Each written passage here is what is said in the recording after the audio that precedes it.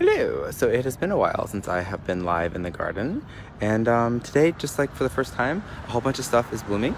So, wanted to show you some of those updates. We just had some folks over for just like a little barbecue, and it was a glorious day, so I wanted to share some of that with you. First of all, the roses have started blooming, and they smell so wonderful. These were here when we moved in, but they're getting big and they're starting to climb up into the peach tree, which is nice. I think this is Dr. Rippert or something like that. It's a really nice clematis. I really like that. They're so pretty. They don't last too very long, but oh, they're so pretty when they're in bloom. And these I'm really happy with. They're so purple and beautiful. Yeah, so pretty. Here's one just beginning to open. They look so alien to me.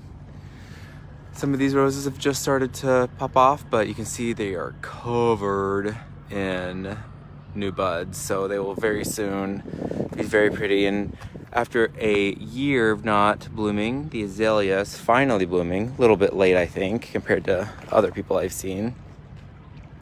But yes, welcome to the garden. So also just finally seeing some pollinators today. It's been a little bit quiet so far. With Aquilegias / columbines are looking very pretty. Love them. Lilacs have scented the entire garden. It smells so good. But these have just really fully opened today, and they smell so great. The irises also are smelling very good right now, but they're on the other side of peak. And then I love all of these dianthus, these pinks. They've been spilling over the border of the walkway here. The Dutch irises have just started opening today as well. Just very, very pretty. Spirea is on the cusp of blooming. This is Spirea Magic Carpet. Very soon we'll have all kinds of little panicles of pink flowers that the bees really like. More roses. These Aquilegias here are very nice. They're a deep purple color. Already setting some seed, which since these are biennial, we'll let fall, and that will be our next year's flowers. The peonies just started opening today. Let me see if I can get back in there. Show you. It's just beautiful. So many petals. And this terrible weed in here is called black swallowwort. You can identify it by seeing just pull it out. The opposite leaves, like that, and those little buds. This is a non-native milkweed relative that is really bad. Will take over the whole garden if you let it. So sorry for the little distraction. I will have to come back and get those later. But yeah, continuing on, these other peonies are very soon going to explode, and they have this is great, they have a sort of a sticky sweet sap on them, and the hornets and bees love it, which is really nice to see that. And of course there's also ants that visited as well.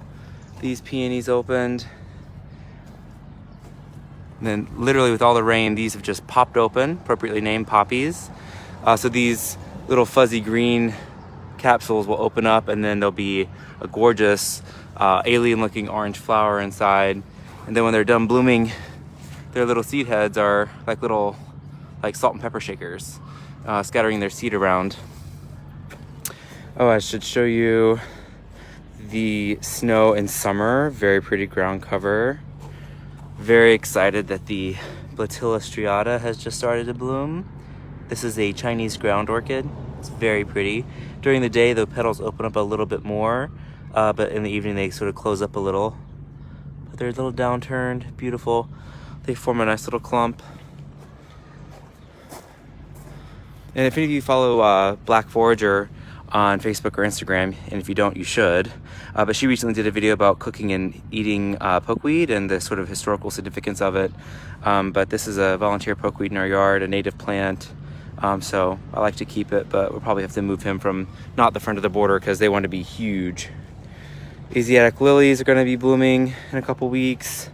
Some of the foxgloves are starting to bloom.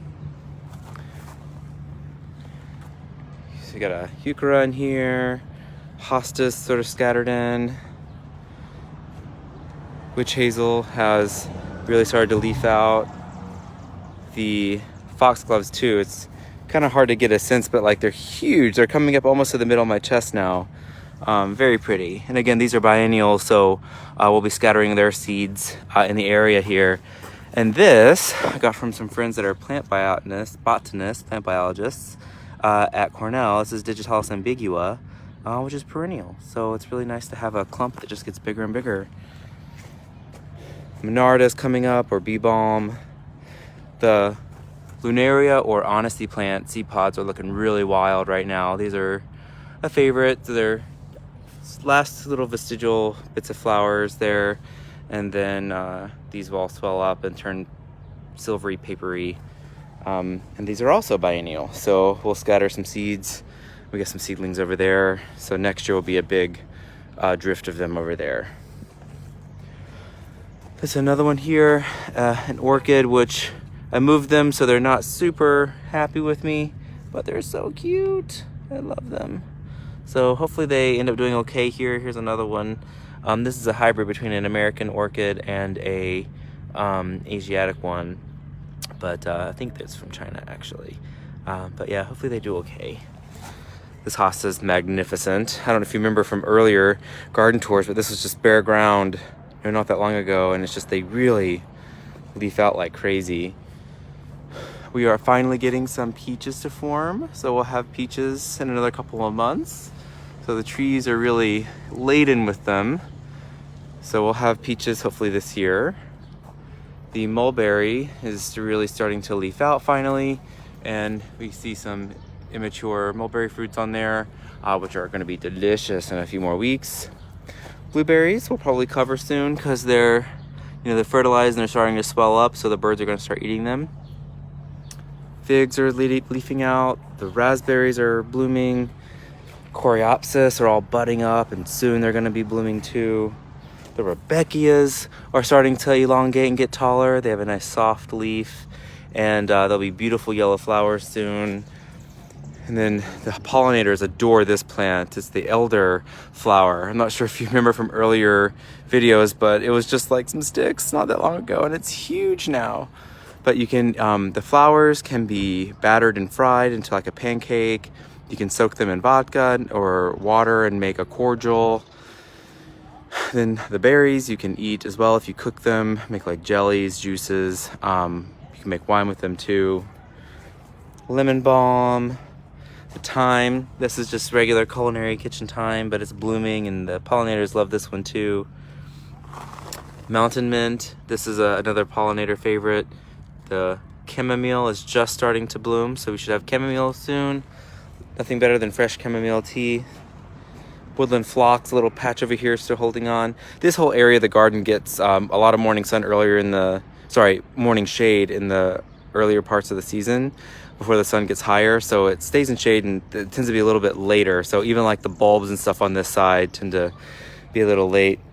Some cucumbers in here, even though the sign says cantaloupe.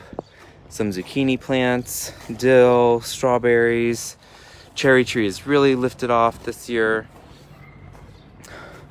The goldenrod, this is a fall bloomer, but really making a nice clump this year, getting nice and like just big. So looking at and sort of the form mimicking the Veronicastrum over here. Beautiful candelabra of flowers will be coming. And then just on the cusp of the native honeysuckle blooming, this is Lonicera sempervirens. One of the last of the champagne irises, which will bloom again around August. This gorgeous purple iris with my friend Chris's namesake is just about to bloom. So doing well, trying some dahlias and pots this year. These are cannas my cousin Tony gave me.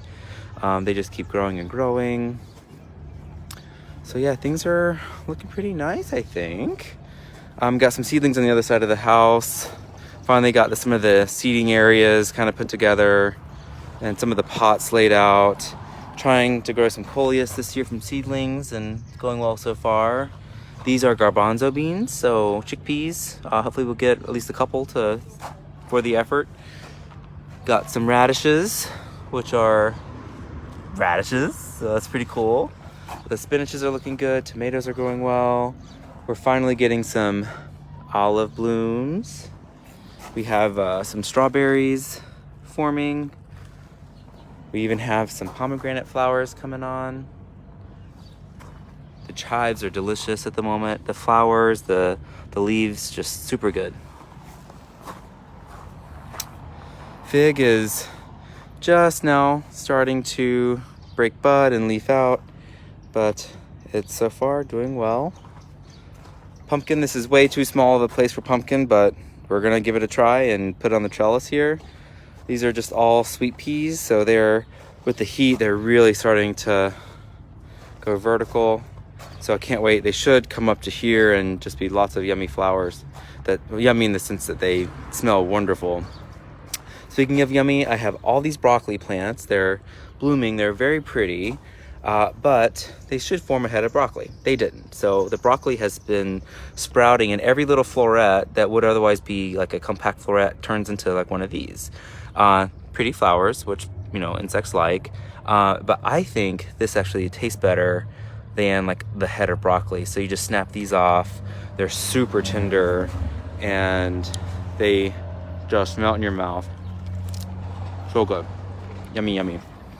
And I think they make a nice little like statement, you know, nice color of the leaves, and the whole plant's edible. So yeah, I like the broccoli. So that's a mixed bag, sort of successful, but it's not really, you know, what you would think it should do. But anyway, at least we tried. Potatoes are doing well so far. These are Yukon Golds. Have some ones from the store, some fingerlings that sprouted, so those are in those pots here. More potatoes, more broccolis. The carrots are starting to finally come in. The spinach is looking pretty good. Got some parsnips going over here. Got another patch of carrots and parsnips. Got some onions and garlics in here. More cannas, geraniums, calla lilies, more zinnias, black-eyed Susans. And these I just dug out of the flower bed here. They seeded themselves from a pot I had next to it, so that was nice to have some free plants, and we'll be scattering them around the garden. Did some underplantings here of some radishes, so we'll get another crop of radishes before the asparagus pops up. I wanted to show you the asparagus.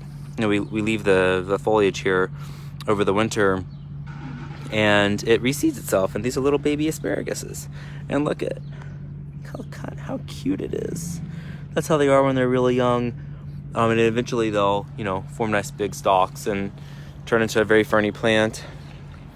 The milkweeds are really soon going to be blooming. We haven't seen any butterfly eggs yet, but we did see some monarchs today, so hopefully we get some caterpillars soon. More radishes. Rhubarb has been monster as usual. All kinds of milkweed is finally taken off in here. We spent forever trying to get it to go, and it just wouldn't take, but finally seems to have found its niche, and it's really starting to grow well. Just the hanging basket over here. Pretty excited about the lime that's growing.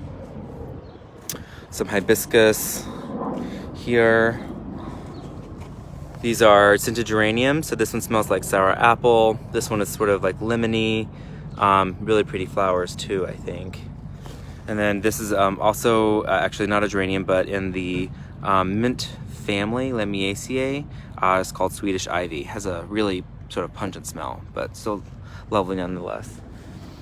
So yeah, that was a pretty quick tour. Oh, I guess I'll finish with the passion flower, finally starting to push off some new growth. And yeah, that was the garden. Hope you liked it. It was great to spend all day in it today.